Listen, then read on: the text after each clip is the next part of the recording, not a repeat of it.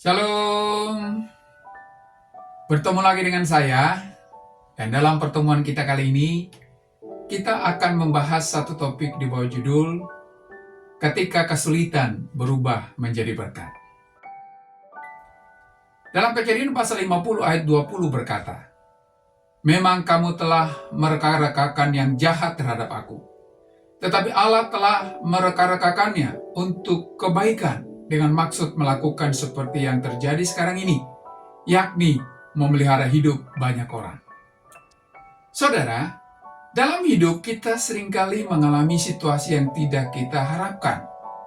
Pengkhianatan, kegagalan, atau penderitaan yang seolah-olah tidak ada gunanya. Ketika kita mengalami hal-hal ini, kita mungkin bertanya, di mana Tuhan? Mengapa Dia mengizinkan semuanya ini terjadi? Namun, kisah Yusuf dalam Kejadian pasal 50 ayat 20 mengajarkan kita bahwa apa yang tampak sebagai kejahatan atau kemalangan bisa menjadi bagian dari rencana Tuhan yang lebih besar.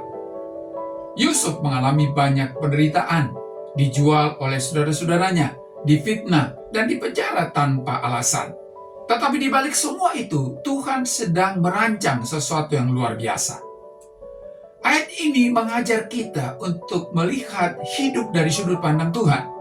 Apa yang dirancang manusia untuk kejahatan, Tuhan dapat ubah menjadi kebaikan. Kisah Yusuf memberi kita harapan bahwa di tengah kesulitan, Tuhan tetap berdaulat dan bekerja untuk mendatangkan kebaikan bagi mereka yang mengasihinya. Saudara, ada beberapa hal yang perlu kita renungkan dari ayat di atas. Yang pertama, Allah mampu mengubah kejahatan menjadi kebaikan. Dalam hidup, kita sering mengalami perlakuan tidak adil, dikhianati, ditinggalkan, atau dirugikan oleh orang lain. Kita mungkin bertanya, mengapa Tuhan mengizinkan itu terjadi? Namun, kisah Yusuf mengajarkan kita bahwa Allah tidak pernah membiarkan penderitaan kita sia-sia. Ketika Yusuf dijual sebagai budak, dia pasti merasa hancur. Tetapi tanpa peristiwa itu, dia tidak akan pernah sampai ke Mesir. Ketika dia dipenjara karena fitnah istri Potifar, dia mungkin berpikir bahwa hidupnya telah berakhir. Tetapi justru di penjara, dia bertemu dengan juru minum raja yang nantinya akan membawanya kepada Fir'aun. Jika Yusuf tidak mengalami semua kesulitan itu, dia tidak akan menjadi penguasa yang menyelamatkan banyak orang dari kelaparan. Allah bekerja melalui jalan yang seringkali tidak kita pahami. Kita hanya melihat satu bagian kecil dari cerita hidup kita, tetapi Tuhan melihat gambaran keseluruhannya. Tuhan mampu memakai semua peristiwa dalam kehidupan Anda untuk memenuhi maksud-maksudnya yang besar.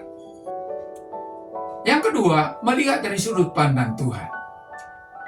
Ketika saudara-saudara Yusuf datang dalam ketakutan, Yusuf bisa saja membalas dendam, tetapi dia memilih untuk mengampuni dan berkata, Allah telah mereka-rekanya untuk kebaikan. Sikap Yusuf ini mengajarkan kita dua hal penting. Pertama, pengampunan adalah pilihan, bukan perasaan. Yusuf bisa saja menyimpan dendam, tetapi dia memilih untuk melepaskannya. Saat kita mengampuni, kita bukan membenarkan kesalahan orang lain, tetapi kita membiarkan Tuhan yang bekerja. Yang kedua, melihat hidup dari sudut pandang Tuhan.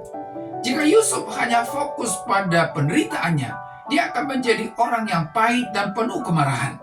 Tetapi dia memilih untuk percaya bahwa Tuhan sedang bekerja di balik semua yang terjadi. Jadi, lepaskan pengampunan kepada orang lain yang menyakiti Anda, termasuk kepada masa lalu Anda yang menyakitkan.